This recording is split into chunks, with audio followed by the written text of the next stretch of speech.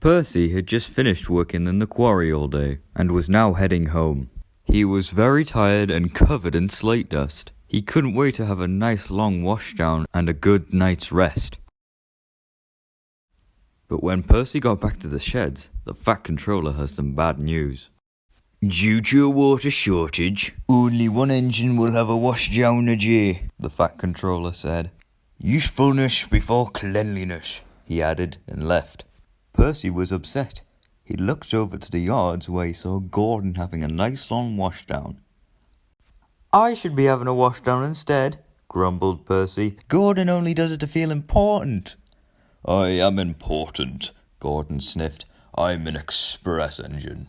Don't worry, Percy, said Edward. You'll get your washdown sooner than you know it. Percy felt a little better until James spoke. You're just a party puffer, Percy, said James. No, I'm not, Percy chuffed crossly, and he wheeshed angrily into his shed. The next morning, Percy was shunting trucks at the coaling plant. He was trying extra hard to stay clean, but the troublesome trucks were being naughty. As he pushed them under the coal chute, they sang, On, on, on, and they pulled Percy under the chute. Before Percy could think of anything, coal poured down onto him. Oh no, coughed Percy, I'm filthy. Percy felt awful, but he knew he had to carry on.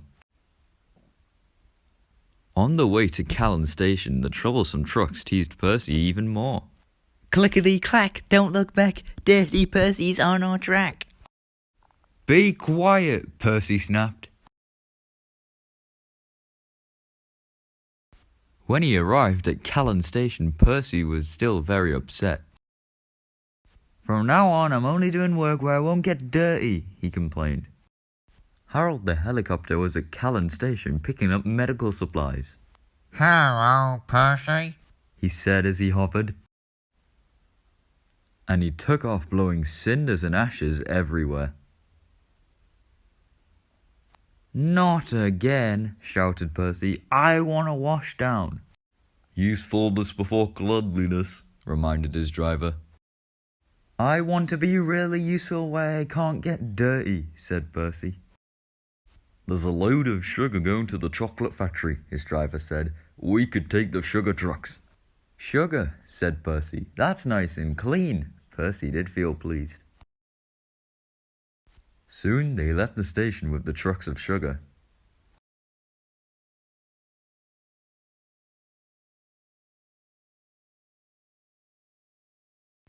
The men were loading boxes of warm chocolate into the vans. The chocolate factory siding was at the bottom of the hill, but Percy didn't know that a leaky truck spilled oil on the track.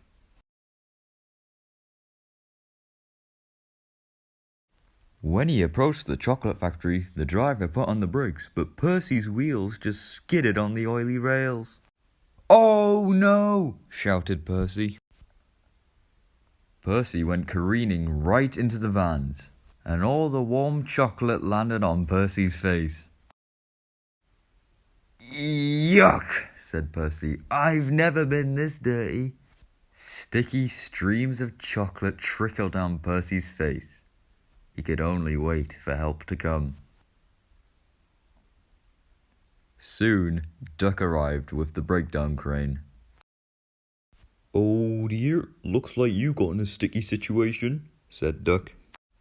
Indeed I have, mumbled Percy.